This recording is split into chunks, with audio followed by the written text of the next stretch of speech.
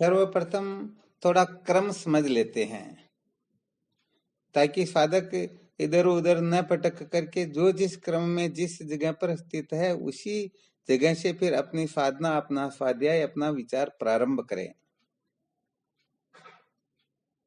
तो इसमें क्या होता है, सर्वप्रथम साधकों को अपने जीवन का लक्ष्य निश्चय करना होता है।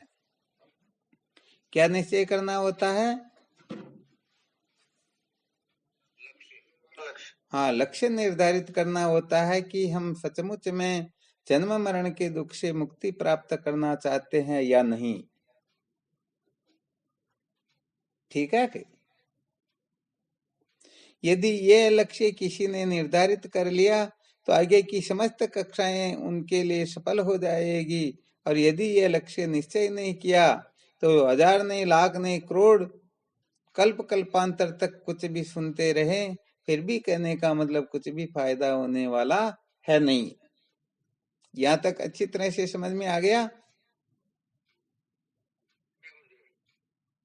अच्छा, यहाँ से आगे क्या होता है, किसी ने लक्ष्य निर्धारित तो कर लिया परंतु लक्ष्य को प्राप्त करने के साधनों में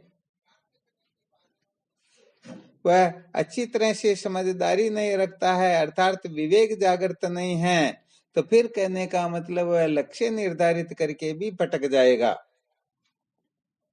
कोई जन्म मरण के बंधन से छुटकारा तो चाहते हैं, पहले आपको बताया था अर्थी स्मृति, ये कश्मीर के दृष्टांत से सिद्ध करके बताया था।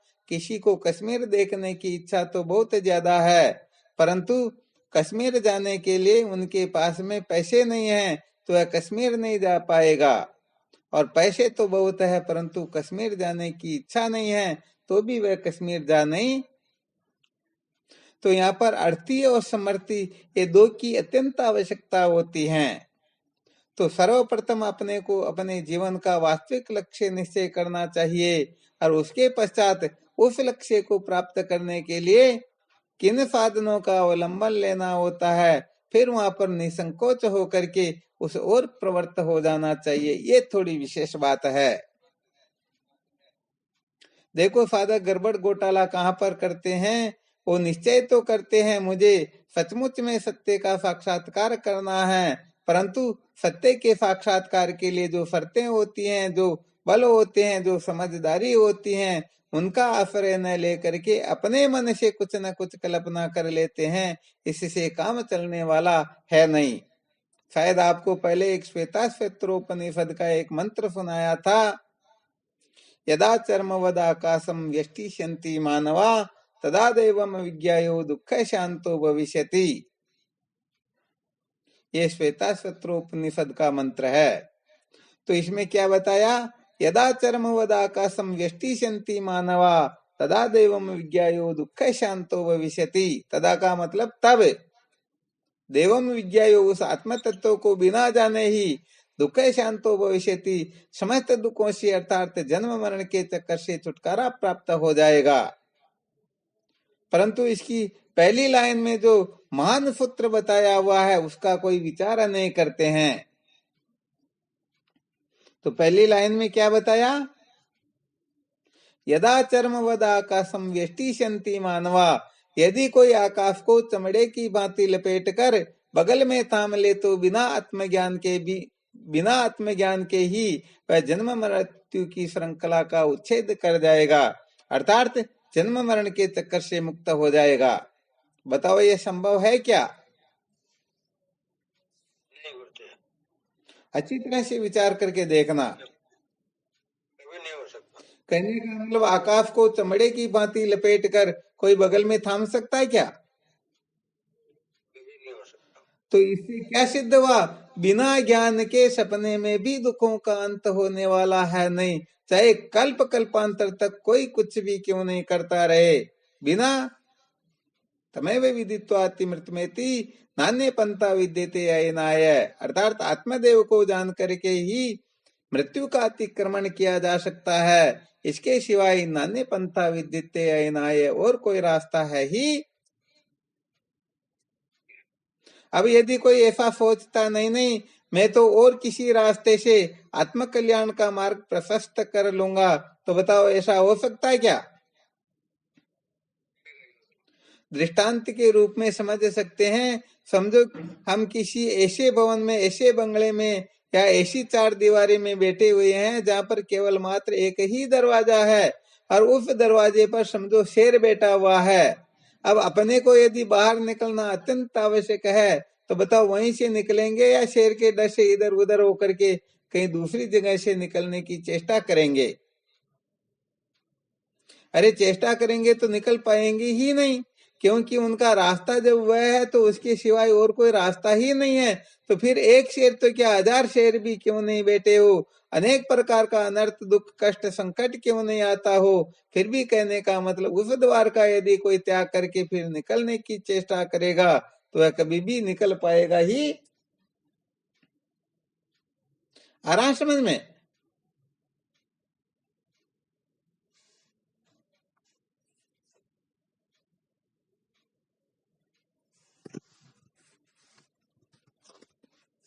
कोई बोल नहीं रहे, क्या बात हुई?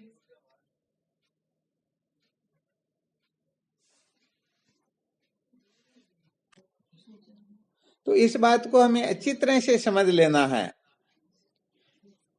जैसे अंधकार की निवृत्ति केवल और केवल मात्र प्रकाश से ही होती है, प्रकाश के सिवाय अंधकार की निवृत्ति होती ही नहीं, ऐसे ही ज्ञान से अज्ञान की निवृत्ति होती है। और वह ज्ञान जो है केवल और केवल मात्र श्रोत्रिय ब्रह्मनिष्ठ गुरुदेव के सानिध्य में बैठकर जब वेदांत का श्रवण करेंगे, मनन करेंगे, निधिध्यासन करेंगे, तब जाकर के ही ज्ञान होगा। इसके सिवाय भले ही कितनी पुस्तकें पढ़ो, कितने ही प्रवचन सुनो और पता नहीं कितने प्रवचन आदि करो, इससे तो कुछ भी काम होने वाला है ही नहीं। आ गया समझ में? तो यहाँ पर कुल मिलाकर के अच्छी तरह से साधकों को निश्चय कर लेना है। ठीक तरह से निश्चय नहीं कर पाते हैं वह साधक प्रायः भटक जाया करते हैं। समझते हैं कि चलो कि हम ऐसे न करके ऐसे करेंगे तो भी अपने को ज्ञान हो जाएगा, कल्याण हो जाएगा, कृतार्थ हो जाएंगे।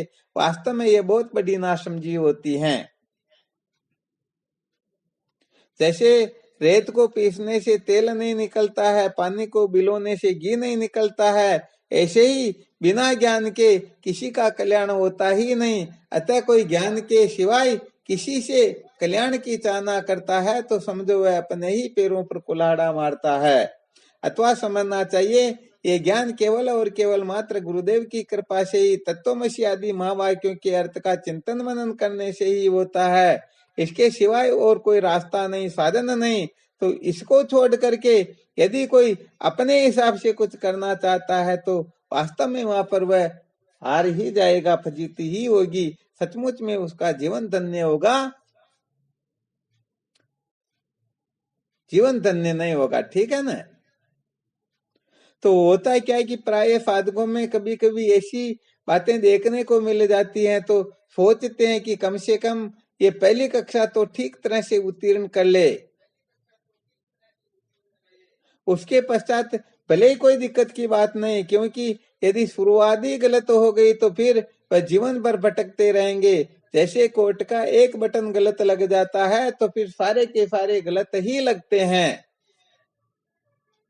तो और सब जगह पर गड़बड़ घोटाला कर लेना चाहिए, परंतु ब्रह्म विद्या को प्राप्त करने के लिए, आत्म तत्व के साक्षात्कार के लिए, अज्ञान के बंधन से मुक्त होने के लिए सपने में भी गड़बड़ घोटाला नहीं करना चाहिए। चाहे कितना भी कष्ट क्यों न हो, कितना भी अपमान, तिरस्कार या कुछ भी क्यों न हो, फिर भी अपने को यहाँ पर समझौता नहीं करना है। केवल और केवल मात्र ज्ञान के द्वारा ही जीव कृतार्थ होता है, कल्याण को प्राप्त होता है। इसके सिवाय नाने पंथा विद्यते अयनाय, और कोई रास्ता है ही नहीं।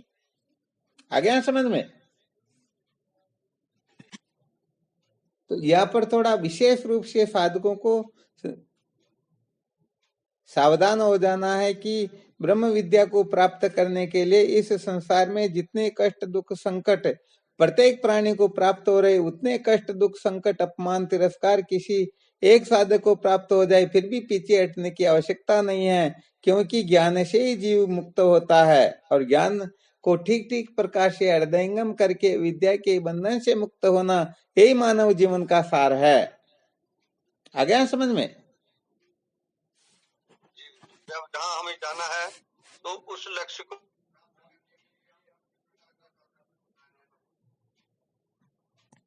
वैसे देखा जाए तो लोग पिक्चर देखने जाते, वहां पर टिकट लेते समय लाइन बहुत लंबी लगती है और बहुत सारे लोग उनके सिर पर पैर रख करके सबसे आगे जा करके कूदते, फिर भी वहां से उनको वैराग्य नहीं होता, वहां से हटते नहीं, कितना भी तिरस्कार अपमान क्यों भी न हो, परंतु फिर भी वहां से हटते नहीं है। तो जो सच्चे साधक होते हैं वो कभी पीछे पैर नहीं रखते, ये इसका विशेष सार निकला।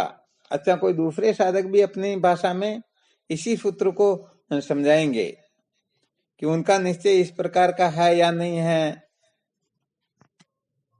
जैसे भर्तृहरि जी महाराज लिखते हैं ना नीति शतक में,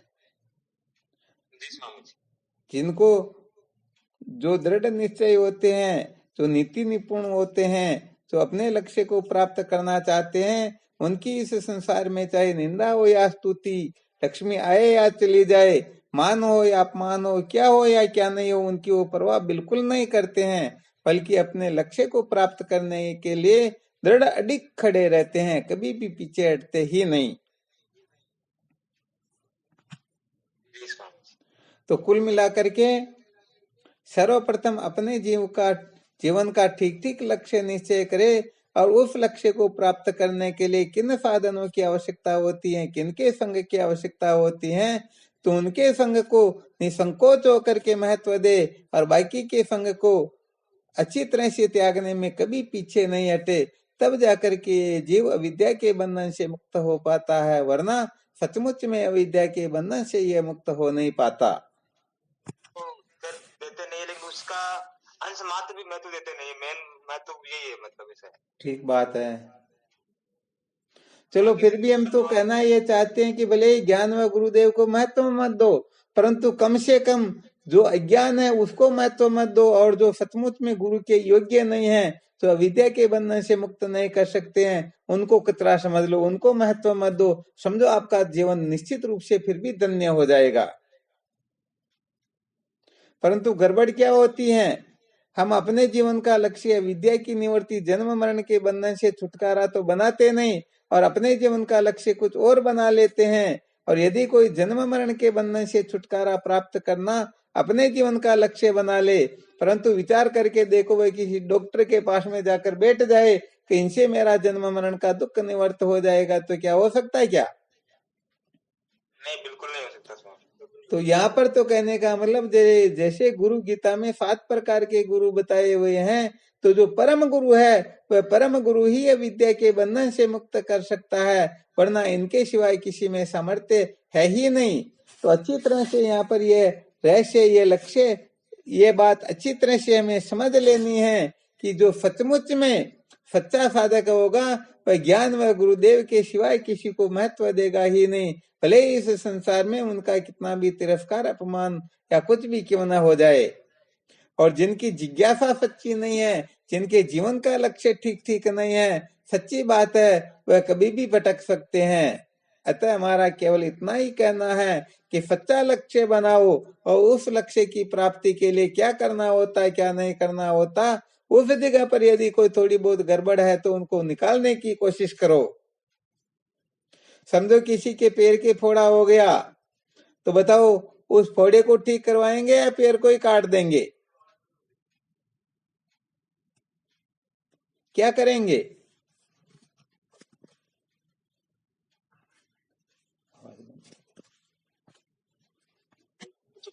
कुछ बोल रहे थे शायद स्वामी जी। अच्छा, हाँ, शायद वो कुछ बोल रहे थे तो आप लेफ्ट हो गए थे। अच्छा अच्छा,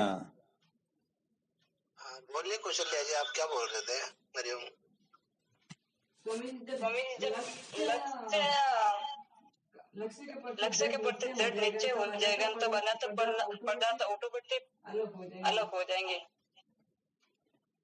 जब तक लक्ष्य दृढ़ नहीं होगा तब तक हम अपने मंजिल तक पहुंच नहीं पाएंगे। जब लक्ष्य निश्चित होगा कि मुझे जन्म मरण के बंध से मुक्त होना है, तो गुरुदेव के प्रति श्रद्धा ऑटोमेटिक हो जाएगी। सत्य पदार्थ के प्रति श्रद्धा ऑटोमेटिक हो जाएगी।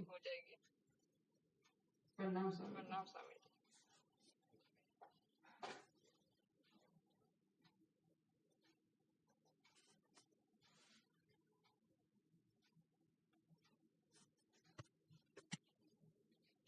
हाँ शिवोहम। कौशल्या जी ने बहुत अच्छा सुनाया कि जब सचमुच में अपने जीवन का यथार्थ लक्ष्य निश्चय हो जाएगा तो फिर उस लक्ष्य को प्राप्त करवाने वाले जो ज्ञान व गुरुदेव है उनमें न चाहते हुए भी श्रद्धा हो जाएगी। और यदि लक्ष्य में गड़बड़ है, लक्ष्य सचमुच में पक्का नहीं है, तो फिर सच्ची बात है न तो ज्ञान को महत्व देंगे न गुरुदेव को महत्व देंगे। समझो ये एक प्रकार का ब्रह्मास्त्र सुना दिया। बहुत धन्यवाद, बहुत अच्छी बात है। अच्छा, और भी कोई साधक बोल के देखो वो क्या सुनाते, अपने अनुभव को प्रकट करो ताकि पता चले साधक जो सुन रहे हैं सचमुच में सुन रहे हैं या ऐसे ही चल रही है। पोल में डोल तो नहीं बज रही कहीं पर, थोड़ा पता लग जाएगा। निष्ठा स्वाभाविक ही हो जाएगी। सबसे पहले अपना लक्ष्य निर्धारित करो, जिस तरह से उन्होंने अपना वक्तव्य रखा है। आप सभी बोलिए दो दो शब्द। गुरुदेव बोल रहे हैं तो तुरंत बोल जाना चाहिए। जी स्वामी जी। हरिओम, प्रणाम स्वामी। प्रणाम प्रणाम रमेश जी। हाँ शिवम नारायण जी। हाँ सही बात बताई, बिल्कुल सही है। पहली बात हम लक्ष्य भी निर्धारण नहीं कर पाते और फिर कुछ चाहते हैं तो हम अपनी मन मर्जी से चाहते हैं, मतलब अपने मन से कोई काम हो, मतलब इसे चाहते हैं। और जी गुरु भक्ति है तो उसी में भी हम कच्चे रहते हैं, मतलब उसमें भी प्रवीण नहीं हो पाते हम। मुख्य बात तो ये सब कुछ का मतलब जो मूल निकालते हैं तो मतलब हम गुरु भक्ति में प्रवीण हो जाए ना तो हमारा काम बन जाएगा मतलब। हाँ बिल्कुल सही रमेश जी महाराज। अच्छा और सुनाइए। तो मैं गुरु भक्ति में प्रवीण होना होगा, है ना? जी महाराज। हाँ, अब गुरु भक्ति में तो अपन प्रवीण होंगे, बाकी यही पे सारे साधक यही डिफेक्ट खा रहे हैं। गुरु भक्ति में तो प्रवीण होना ही है। बाकी सबसे पहले तो हमें चयन करना होगा कि वास्तविकता में हम जिन्हें गुरु समझकर बैठ गए हैं ना, तो वास्तविकता के अंदर जो शास्त्रों में जो महिमा गुरुदेव की गाई गई है या जो यथार्थ में इस जन्म मरण के बंधन से छुड़ाने वाले हैं, है ना, ऐसे गुरुदेव का तो हमें निरीक्षण करना होगा ना। जी जी महाराज। हाँ, अब हम तो सभी को संत समझ कर बैठ जाते हैं, ठीक है, सभी को गुरु समझ कर बैठ जाते हैं, ठीक है। जी महाराज। तो यहीं पर हमारी यात्रा अटक जाती है। तो ठीक है, तो देखो हर चीज में एक दवा होती है ना, दवा। जी जी महाराज जी। तो दवा तो वेद देता ही है, साथ में दवा के साथ क्या बताता है? वो बताता है हाँ, बिना परहेज के वो दवाई काम नहीं करती है, ठीक है। दवा तो वही है, बाकी वो दवा कब कारगर होगी? जब हम परहेज करेंगे, है ना। जी जी। हाँ, तो अनेक महापुरुषों ने बताया है और वो भी बार बार बता रहे हैं कि भेदवादी पामर पुरुषों का जो संग होता है वो साधक को अपनी स्थिति से गिरा देता है। अच्छे गुरु भक्तों की भी अश्रद्धा को बिखेर देता है तिनके के समान। इन गुरुद्रोहियों का संग ऐसा होता है ना। इसलिए वाणी के माध्यम से चेता ही नहीं हम सबको। तो कहते हैं ना कि गुरुद्रोही से राम जी मध्य मिला जो मोए, हाँ, दिल माये दुख उपजे। आगे क्या था रमेश जी आप, है ना, देवे धर्म डूबो, ठीक है। तो जो गुरुद्रोही ये तो दिल माये, तो अब दिल माये दुख उठने का मतलब है कि वो व्यक्ति अपनी स्थिति से गिर जाता है। जो गुरु भक्त होता है, गुरुदेव के प्रति जैसे अश्रद्धा होती है तो वो अपनी स्थिति से गिर जाता है। जी जी महाराज। स्थिति से गिरने का मतलब है कि वो अंतःकरण की जो उसकी प्रसन्नता है ना, वो छिन्न भिन्न हो जाती है। तो ये बातें चल रही है गुरु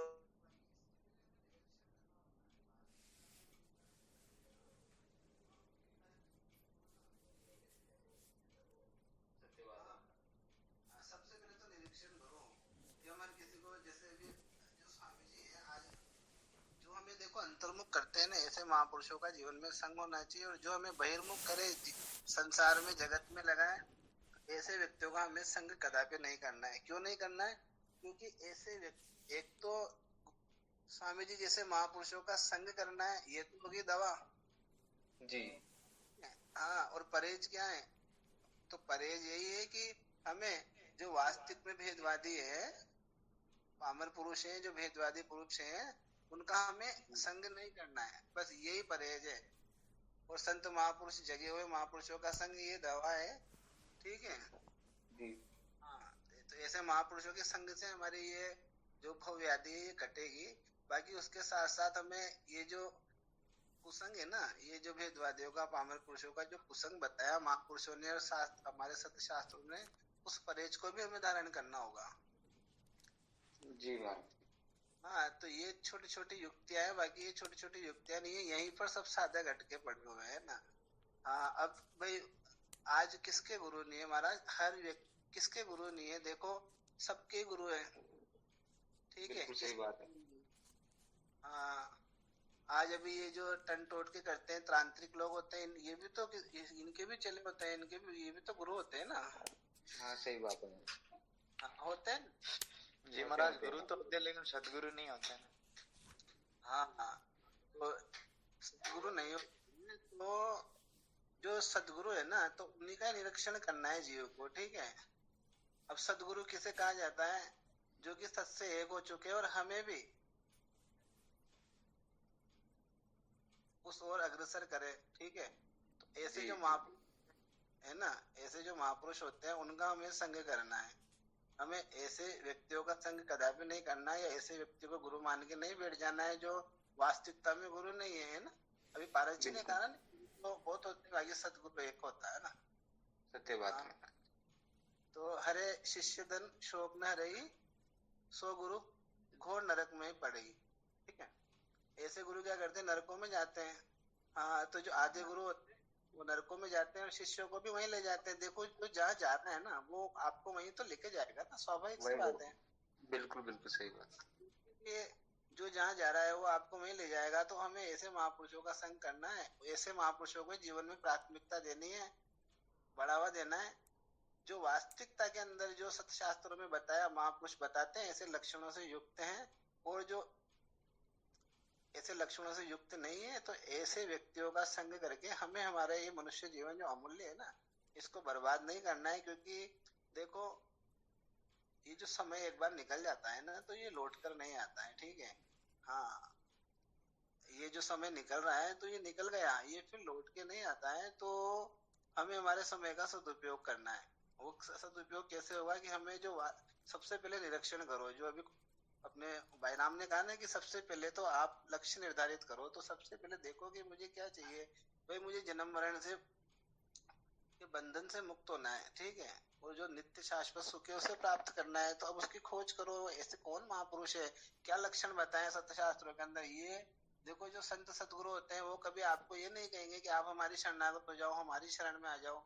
ये तो साधकों को थोड़ा विवेक लगाना होगा, विवेक बुद्धि का आश्रय लेना होगा। संतों की, महापुरुषों की सत्संग करो, और उनके द्वारा, उस सत्संग के द्वारा थोड़ा विवेक जागृत करो स्वयं का, कि वास्तविकता में हमें किसकी शरणागत होनी है, किसका सहारा लेना है, जिससे कि हम इस भव सागर की नैया से, इस भव सागर से पार हो जाएं। अब हम चाहो जिसका संग करेंगे या उनको जीवन में मान्यता देंगे तो क्या होगा?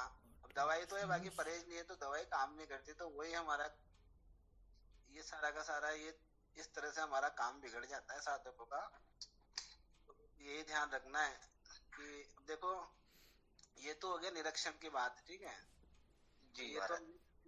ये तो निरीक्षण हो गया कि सोच समझकर पूरे होशोवास के अंदर शरणागति लो, जो गुरुकरण किया जाता है ना। तो ऐसे ही नहीं किया जाता है, ये मनुष्य जीवन बड़ा मूल्यवान है प्रभु। तो इस मनुष्य जीवन को ऐसे ही किसी को नहीं सौंप देना है ना। हाँ, ये बड़े भाग्य से मिला है, भगवान के अनुग्रह से मिला है। तो हमें इसको हर किसी को नहीं सौंपना है। इसकी बागडोर जो वास्तविकता के अंदर जो पंचीकरण में दृष्टांत आता है ना, आपने, हमने सबने कई बार पढ़ा भी है, सुना भी है। तो जो दो लक्षणों से युक्त महापुरुष हो, क्षत्रिय हो, ब्रह्मनिष्ठ हो, ऐसे महापुरुषों के ही हाथ में अपनी डोरी को थमाओ, जो वास्तविकता में मेष बहु सागर से पार करते, और अन्यत्र चाहो जिसको जीवन में मान्यता देंगे तो होगा क्या, होगा ये कि हमारा जो अमूल्य समय है वो समय चला जाएगा और उसके बाद फिर कुछ भी नहीं बचता है ना। हाँ, क्योंकि समय रहते महापुरुषों की सेवा करेंगे, महापुरुषों की सेवा बुढ़ापे में थोड़ी ना होगी प्रभु। ये तो हाँ, अभी नहीं यौवन होगा। अवस्था है ना, बुढ़ापे के अंदर तो आप हम सभी दूसरों के आश्रित हो जाते हैं, तो न तो हाथ में धन, न तन और न मन। भाई मन तो रोगों में अटका रहेगा, तन बीमारी से ग्रसित रहेगा और धन का अभाव रहेगा, स्वयं पुरुषार्थ करते नहीं। बुढ़ापे में कौन धन कमाता है? तीनों ही चीजों से हम गए तो फिर बुढ़ापे में महापुरुषों की सेवा कैसे करोगे? और सेवा नहीं करोगे तो बिना सेवा के थोड़ी ना कुछ मिलता है नहीं ना। मिलेगा। जो भी करना है हमें अभी करना है, तो अब अभी करना है तो इस समय का हमें बहुत बारीकी से निरीक्षण करना है कि अब हमें इस समय को किस तरह से सदुपयोग में लें, हम कहाँ जाएं, क्या करें, कैसे महापुरुषों का संग करें, या हम जिनका संग कर रहे हैं जीवन में मान्यता दे रहे हैं कि वास्तविकता में वो हमें इस भव सागर से पार उतार सकते। और जब जैसे महापुरुष मिल जाए सबसे पहले तो निरीक्षण करो, है ना। हाँ, बात जैसे जयपुर जाना है, जैसे अभी अपने भाई राम ने कहा कि भाई सबसे पहले लक्ष्य निर्धारित करो। अब लक्ष्य निर्धारित कर लिया कि भाई हमें तो इस जन्म मरण के बंधन से मुक्त होना है, ठीक है, और उस शाश्वत सुख करना है, ये हो गया निर्धारित। तो अब जयपुर जाना ये लक्ष्य निर्धारित हो गया। अब जाएंगे कहाँ? तो उसके लिए बस स्टेशन लो, फिर वहां पर फलानी बस जाएगी, तो हम उसको उस बस को टारगेट करते हैं, फिर उसमें बैठ जाते हैं, है ना। जी जी महाराज। तो जाते हैं कि हमें जयपुर पहुंचा देगी, फिर हमारे मन में शंका ना होती है कि हमें जयपुर पहुंचाएगी कि नहीं पहुंचाएगी, होती है ना, क्योंकि हमने ठोक बजा परीक्षण किया है कि ये बस जोधपुर की नहीं है जिस बस में हम बैठे हैं। पूरा निरीक्षण करके बैठे हैं, तो फिर हमारे अंदर कोई डाउट नहीं होता है। फिर हम निश्चित हमें जयपुर पहुंचाएगी और निश्चित रूप से हम जयपुर पहुंचते हैं, है ना। अब कि किसी भी बस में बैठ जाओगे तो आप अपने गंतव्य स्थान तक पहुंच पाओगे रमेश जी? हाँ, नहीं पहुंच पाएंगे महाराज। यार पूरे रास्ते में हमें नाना भांति के व्यवधान आते रहेंगे, तरह तरह के ख्याल आते रहेंगे। तो इस प्रकार से क्या है, अगर हम चाहो जिसके हाथ में डोर दे देंगे ना, हर किसी बस में बैठ जाएंगे, बस से तात्पर्य किसी की भी शरणागत हो जाए, किसी को भी जीवन में महत्व देंगे, तो फिर हम हमारे गंतव्य स्थान तक, यानी कि जो मोक्ष बताया है वो हमें कभी प्राप्त नहीं होगा, है ना। हाँ, तो सोच समझ नागत होना है, सोच समझकर हमें महापुरुषों को मान्यता देनी, प्राथमिकता देनी जीवन में, ठीक है। एक तो गुरु महाराज तो हमें श्रोत्रिय महापुरुष ब्रह्मनिष्ठ दो लक्षणों से युक्त महापुरुष तो मिल गए जिनकी शास्त्रों में महिमा गई है। बाकी हम साथ में परहेज नहीं कर रहे हैं, हम वेदवादियों का भी संग कर रहे हैं ना, तो हमें वो लाभ मिलने वाला नहीं है, हमारा कल्याण कभी हो नहीं सकता। क्यों नहीं हो सकता? क्योंकि उनके संस्कार हम बिल्कुल बनते चले जाएंगे और हमारे अंदर वो ऐसे संस्कारों के बीज बोएंगे कि हमें ऐसे महापुरुषों के प्रति अश्रद्धा करा देंगे, है ना। श्रद्धा कराते यूँ समझो बना बनाया सारा काम, जिस तरह से आपको पता है। हाँ, अभी विवेक चूड़ामणि के अंदर स्वामी जी बताते हैं कि एक बार जो गेंद होती है ना, तो गेंद मान लो छत तक हम पहुंच गए, बाकी अगर वो गेंद गिरती है ना, तो गिरते गिरते गिरते वो वापस अंतिम जो धरातल है ना, वहां तक वो गेंद आ जाती है ना।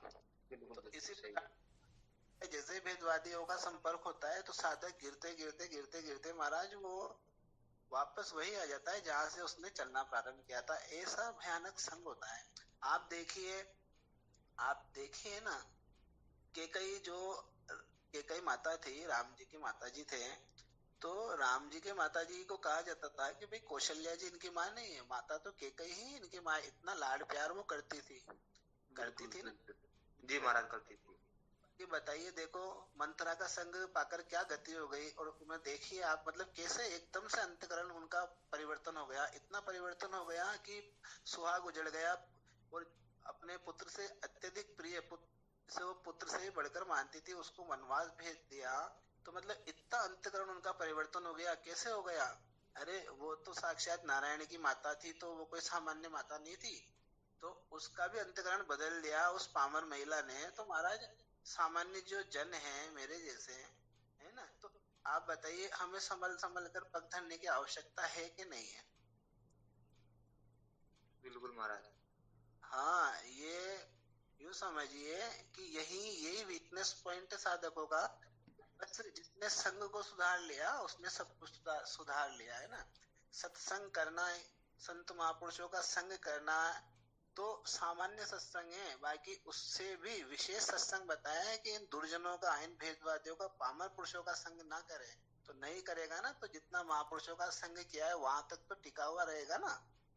जी जी तो बिल्कुल वो फिर आगे बढ़ जाएगा।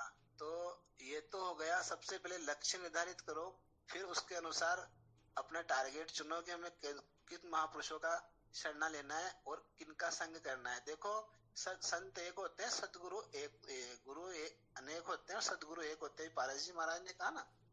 जी महाराज। तो इसका मतलब ये नहीं, ये यहाँ पर मैं या अन्य संत या हमारे शास्त्र ये नहीं कर रहे कि अपने गुरु महाराज का ही संग करो, बाकियों की अवहेलना कर दो। अरे सम्मान तो सबका करना है, ठीक है।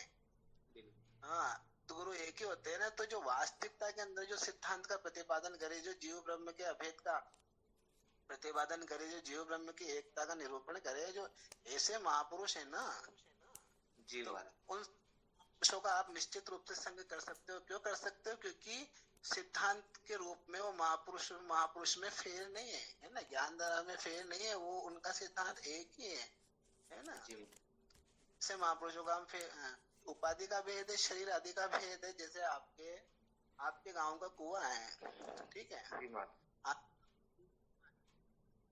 जैसे आप जहाँ भी रहते हो, जैसे जयपुर रहते हो, तो जयपुर का कोई कुआं है और यहाँ कोटा का कोई कुआं है, तो ये कहा जाएगा भाई जयपुर का कुआं है या ये कोटा का कुआं है ना। ठीक है महाराज। हाँ, तो ये तो उपाधि होगी। बाकी अलग अलग उपाधि के कारण अलग अलग कहा जा रहा है ना। बाकी जल तो दोनों में एक ही है ना, कि जल में भी परिवर्तन है। नहीं, एक ही सही बात है। उपाधि भेद से परिवर्तन हो सकता है, तो महापुरुषों के नाम रूप अलग अलग हो सकते हैं, बाकी उनका सिद्धांत एक ही होता है। तो जो वास्तविकता में ऐसे महापुरुष है, आप उनका संग कीजिए, इसमें कोई दोहराई नहीं है। बाकी जो जीव ब्रह्म में भेद बुद्धि करते हैं, है ना, जो भेद का निरूपण करते हैं, या संतम ऐसे जो महापुरुष है उनके प्रति कुप्रचार करते हैं, उनके प्रति हमें अश्रद्धा करवाते हैं, तो ऐसे व्यक्तियों का तो हमें यूं समझिए कि उनके दर्शन भी हो जाए ना, तो कपड़े समेत स्नान कर लेना चाहिए, वो कपड़े भी अशुद्ध हो जाते हैं महाराज। ऐसी आया गया है ऐसे व्यक्तियों का संग के। तो ये यूं समझिए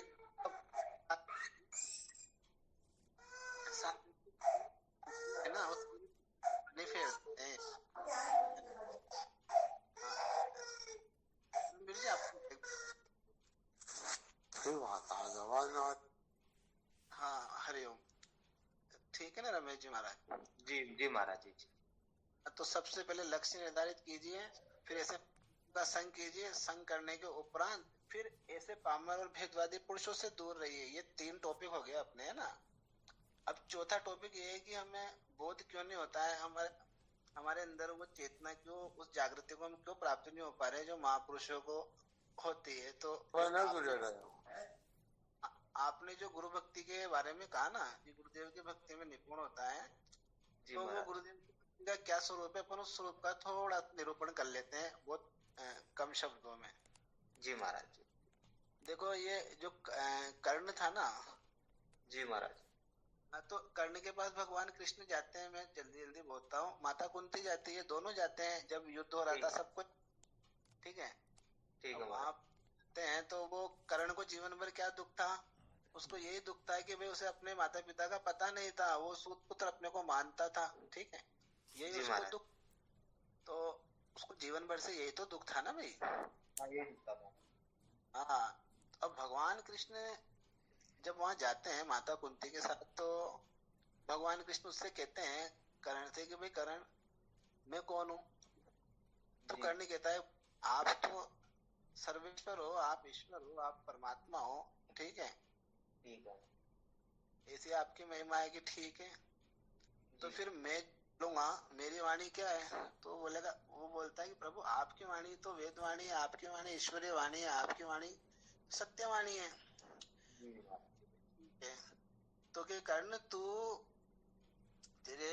तू अपने आप को शुद्ध पुत्र मानता है ना, शुद्र पुत्र मानता है, तो बेटा तू शुद्ध पुत्र नहीं है, तू कौनते है, तो कुंती पुत्र है, ठीक है।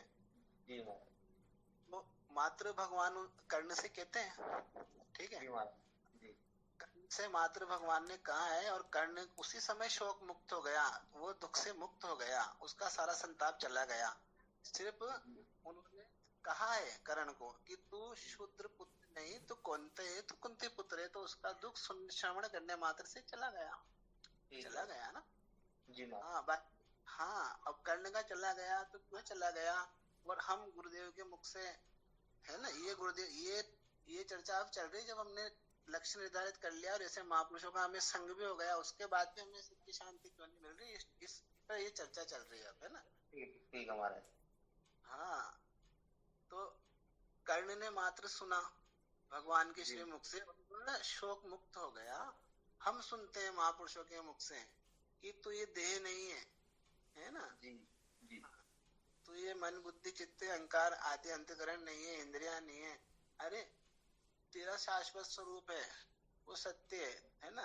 मेरे को तरह तरह से मुझे समझाते हैं, बार बार बोलते हैं। बाकी हम शोक मुक्त नहीं होते, हम मुक्त नहीं होते, हमारा संताप नहीं जा रहा, हमारी उद्वेलन हमारी खटपट नहीं मिट रही, है ना। पूरा जीवन बीत जाएगा, मिटेगी क्यों नहीं मिटेगी, क्योंकि कर्ण की तरह हमारी गुरुदेव में ईश्वरी बुद्धि नहीं है। कर्ण ने इस चीज को भगवान ने पहले उससे पूछा है कि कर्ण मैं कौन हूँ, तो बोलता है कि भगवान आप परमात्मा है, आप ईश्वरी शक्ति है ना। उसने किया, फिर भगवान ने कहा मैं ईश्वर हूँ तो मेरी वाणी क्या है, आपकी वाणी सत्यवाणी है, वेद वाणी है, ईश्वरी वाणी है, वो कभी असत्य नहीं हो सकती। ठीक है, तो फिर सुन, तू शुद्ध पुत्र नहीं तो कौनते है, ठीक है। तो सुनने मात्र से मुक्त हो गया, है ना। उसने फिर संदेह थोड़ी ना किया, क्यों नहीं किया, क्योंकि उसकी पूरी अटूट श्रद्धा थी भगवान कृष्ण में कि ये भगवान है, इनका काम नहीं हो सकता। और हमें गुरुदेव इतना उपदेश देते हैं, इतना समझाते हैं, सिखाते हैं तरह तरह से, बाकी हम शोक मुक्त नहीं हो रहे। क्यों नहीं हो रहे, क्योंकि हमारे उनके अंदर ईश्वरी बुद्धि नहीं है। और जब तक हमारे अंदर ईश्वरी बुद्धि नहीं होगी, हम बोलते तो बोलते गुरु ब्रह्मा गुरु विष्णु सारी बातें सत्य है, विचार सागर के हम तरंगे बार बोलते हैं, है ना। ईश्वर से गुरु में अधिक धारित सो जान, सब कुछ कहते हैं। बाकी हमारी करने की तरह जो कृष्ण में निष्ठा थी ना, वैसे निष्ठा अभी हमारी गुरुदेव में नहीं है। मात्र हम उन्हें बोलते हैं, बाकी उन्हें देह रूप मानते हैं, है ना। हाँ, भजन है ब्रह्मानंद महाराज की भजन के अंदर एक दुआ है कि माया में जीव भुलाना, नई रूप आपका जाना, बड़ा जन्म मरण की फेरी, गुरुदेव शरण में तेरी। तो माया में एक जीव है ना, गुरुदेव को समान एक व्यक्ति मात्र समझता है ना। यहाँ 8 मास का बुद्धा समझता है, इसीलिए उनके वचनों पे वो श्रद्धा नहीं रख पा रहा, उनके अंदर उसकी ईश्वरी बुद्धि नहीं, तभी तो वो शोक मुक्त नहीं हो पा रहा है। और जब तक ईश्वरी बुद्धि नहीं होगी, शर्त भी यही है, जब तक आप इस कंडीशन पर नहीं पहुंचोगे जिस कंडीशन पर कर्ण था कि सुनने मात्र से वो शोक मुक्त हो गया, क्योंकि उसकी भगवान ने पूरी निष्ठा थी कि ये भगवती अवतार है।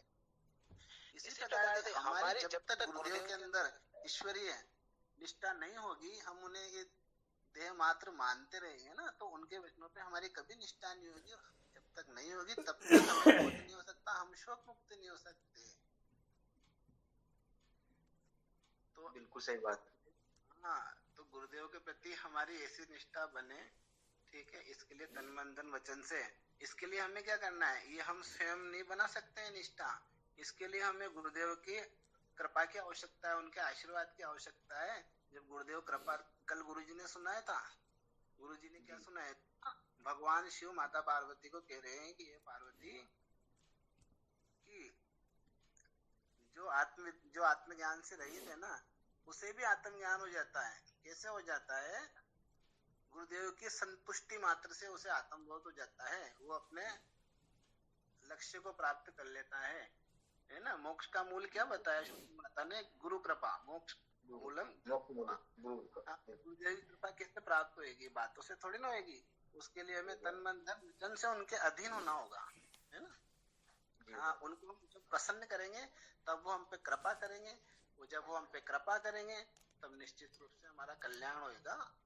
तो गुरुदेव के, अब हम गुरुदेव के प्रति हम तन मन धन से कब समर्पित होंगे, जब उनमें ईश्वरी बुद्धि होगी तभी तो होंगे। जी महाराज। हाँ, उनको अपनी तरह ही मानेंगे तो 100 गलतियां निकालेंगे रोज उनके आचरण में, उनके अंदर तो कोई कमी है नहीं। बाकी हम तो पामर भेदवादी पुरुषों का संग करेंगे ना, तो हमारे अंदर वैसे संस्कार बनेंगे, तो हम उन्हें हार्ड मास का पुतला ही समझेंगे, और कोई अच्छे साधकों का, गुरु भक्तों का हम संग करेंगे या जगे हुए महापुरुषों का संग करेंगे तो वो हमारे अंदर गुरुदेव के प्रति और निष्ठा जागृत करेंगे, और हमारे को ऊंची स्थितियों में स्थित करेंगे, और हम और बढ़ चढ़कर गुरुदेव की भक्ति कर पाएंगे, महापुरुषों की भक्ति कर पाएंगे। और ऐसे नीचों का संग करेंगे तो हमारी स्थिति से गिरते ही चले जाएंगे, है ना। ये बातें हैं रमेश जी, जो थोड़े थोड़े सूत्र हैं जो इनका विचार करना चाहिए साधक को। ठीक है, हरिओम। हरिओम, प्रणाम महाराज।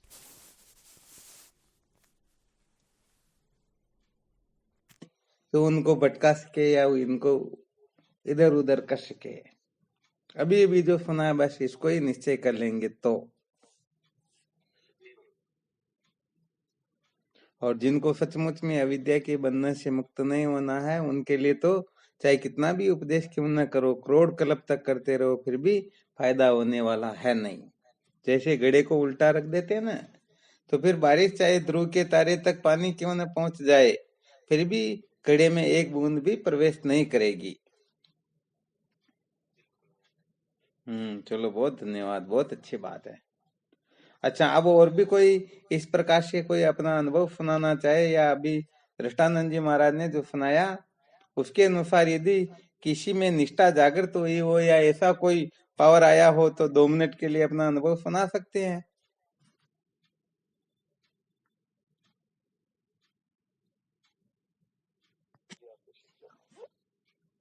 हाँ शिवोहम।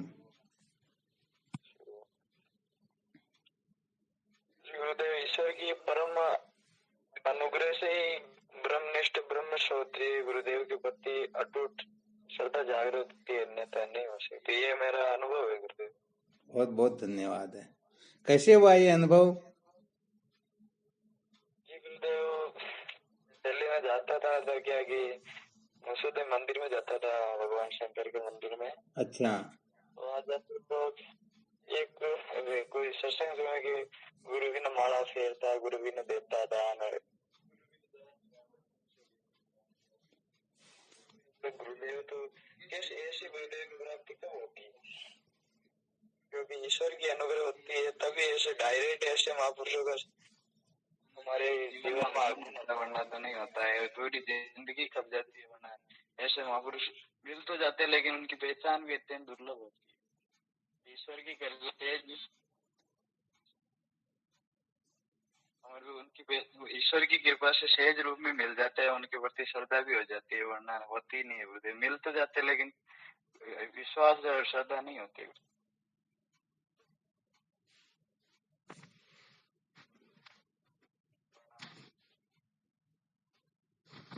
बहुत धन्यवाद, बहुत सुंदर, बहुत अच्छा सुनाया।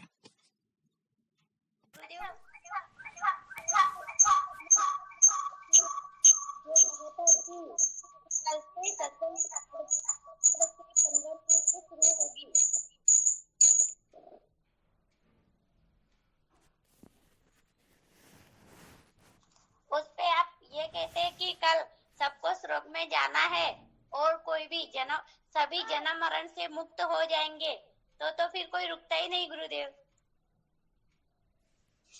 कौन नहीं रुकता?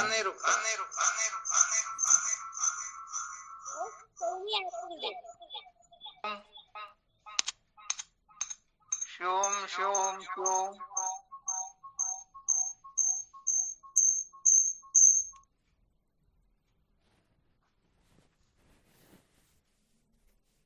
कहा था ना कि कल से सत्संग 8:15 पे शुरू हो जाएगी। हाँ ठीक है। इसी पे आपने कुछ ऐसा सूत्र कह दिया होता कि कल सबको सब जन्म मरण से मुक्त होने वाले हैं और 7 बजे ही ज्वाइन हो जाना, तो 6 बजे ही लगे रहते गुरुदेव। अच्छा, हाँ चलो, बहुत अच्छी बात। अब ऐसा कहेंगे बस।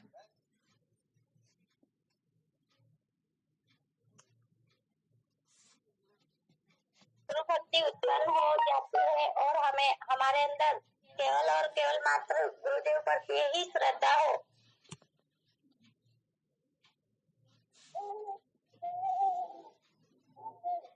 तभी ऐसा हो सकता है। बाकी सत्संग चाहे जितनी सुनो, गुरुदेव चाहे जितना सुनाए, पर जब तक हमारे अंदर उत्पन्न नहीं होगी तब तक कुछ होने वाला नहीं है। गुरुदेव प्रणाम। गुरुदेव। हाँ शिवम। अच्छा, ये सबको सुना रहे हो या आपका अनुभव बता रहे हो? मैं अपना अनुभव बता रही हूँ गुरुदेव। नहीं, ये तो दूसरे को सुना रहे कि भाई जब ऐसा हो जाएगा तब कहने का मतलब कल्याण होगा, परंतु अपना अनुभव भी सुनाना कि हमारी ऐसी निष्ठा है या नहीं, ऐसी श्रद्धा है या नहीं है, ये भी साथ में बोलना है।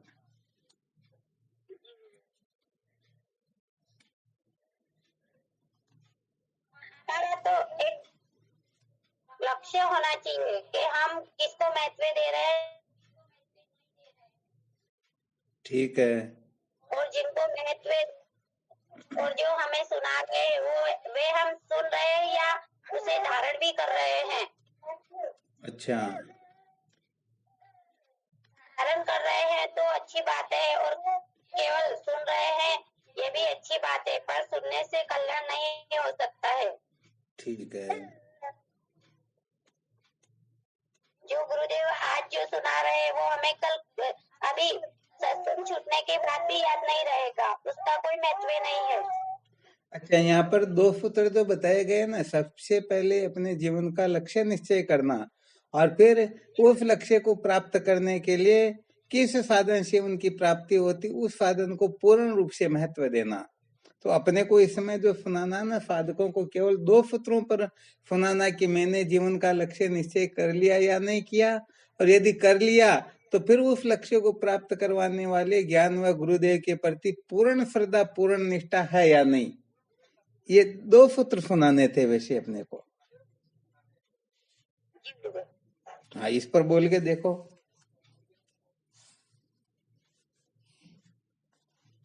अभी ऐसी श्रद्धा हुई या नहीं हुई, निष्ठा हुई या नहीं हुई? पहले तो हम सभी के साथ जाया करते थे, सभी जो हमें बुलाता था उसी के पास चले जाते थे।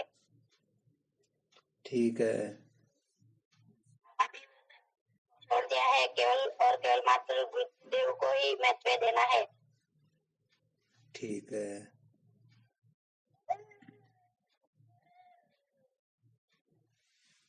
ताकि हम इधर उधर भटकेंगे तो कभी हम कर्ता नहीं हो सकते गुरुदेव। चलो, बहुत अच्छी बात है।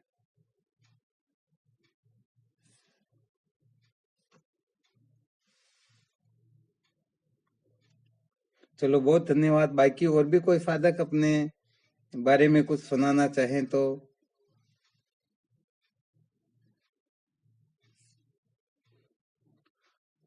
ये मीनाक्षी बिल्कुल नहीं बोलती, क्या बात हुआ? कर्नाटक या बेंगलोर जाकर के वही मस्त हो गए है ना? सुन तो रहे हैं ना? हाँ, सुन रहे। बहुत धन्यवाद, बहुत धन्यवाद है।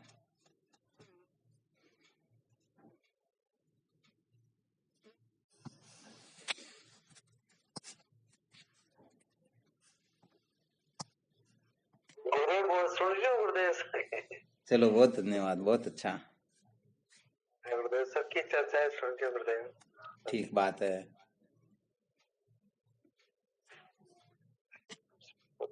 ठीक है।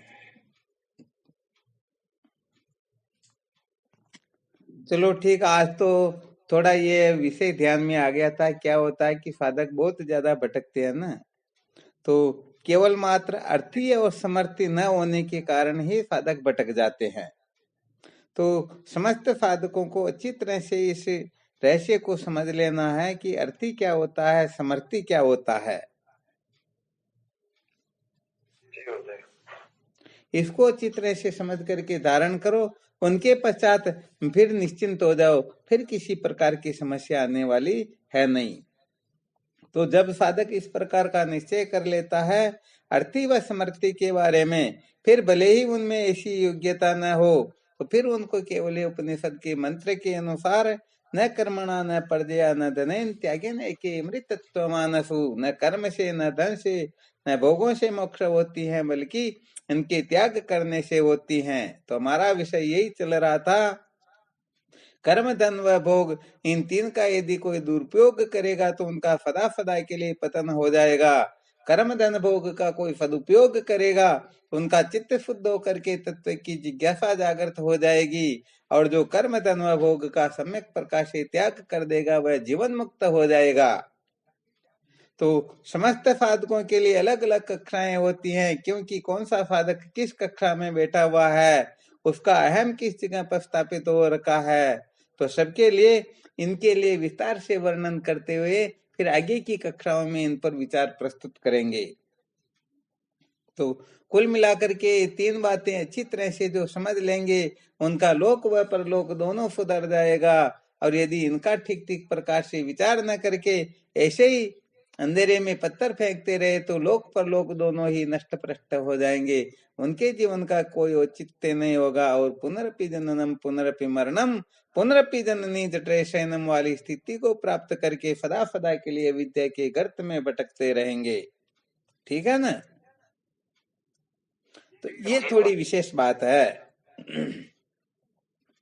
यहाँ पर खूब मंथन करना, खूब विचार करना, खूब चिंतन करना, अर्थात जिनके अंतःकरण में तीनों प्रकार के दोष भरे हुए हैं, उनको सर्वप्रथम कर्म धन भोग इनका निषिद्ध जो व्यवहार होता है उनका सम्यक प्रकार से त्याग कर देना है। और फिर क्योंकि एक दिन शायद आप लोगों को सुनाया था कर्म का शोधन कैसे किया जाता है, तो सर्वप्रथम कर्म 2 प्रकार के होते हैं, शुभ कर्म और अशुभ कर्म, वेद विहित कर्म और वेद विरुद्ध कर्म, जिसे निषिद्ध और विहित कर्म भी कहते हैं। तो सर्वप्रथम निषिद्ध कर्म का त्याग करके विहित कर्म का आश्रय लो। फिर विहित कर्म भी, जब विहित कर्म का हम शोधन करेंगे तो विहित कर्म भी सकाम व निष्काम भाव से 2 प्रकार के होते हैं। तो सकाम भावना का त्याग करेंगे तो हमारा अंतःकरण शुद्ध होने लगेगा, और सकाम भावना का त्याग नहीं करेंगे तो स्वर्ग आदि लोकों की हमें प्राप्ति हो जाएगी। फिर निष्काम कर्म का जब हम शोधन करेंगे, देखो शोधन करते करते कहने का मतलब अंत में जब गीस असली जो रह जाता है तब असली चीज वही होती है। कर्म का शोधन करेंगे तो शास्त्र विरुद्ध और शास्त्र निषिद्ध, विहित और निषिद्ध 2 प्रकार के होंगे। फिर विहित कर्म का शोधन करेंगे तो सकाम निष्काम भाव से 2 प्रकार के होंगे।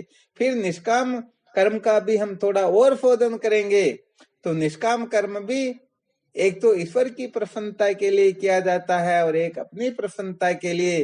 तो फिर ईश्वर की प्रसन्नता के लिए हम निष्काम कर्म करेंगे, और ईश्वर की प्रसन्नता के लिए जो कर्म करेंगे उनका भी फिर शोधन करेंगे।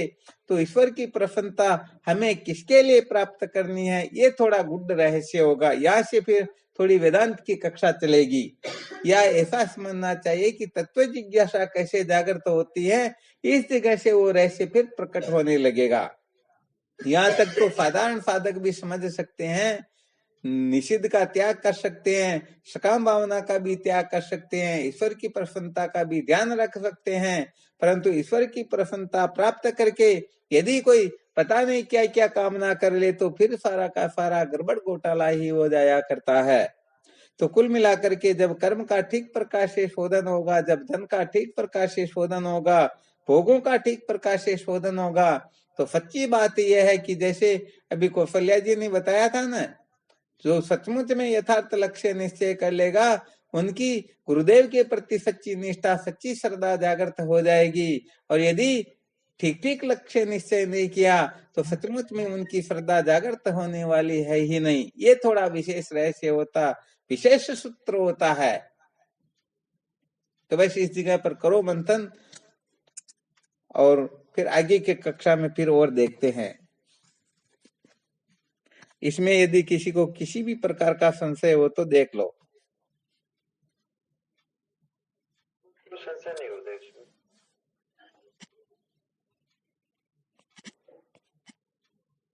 प्रकार का संशय नहीं।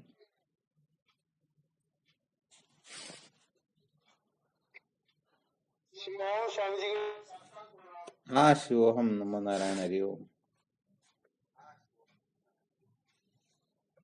करेंगे स्वामी जी किसका?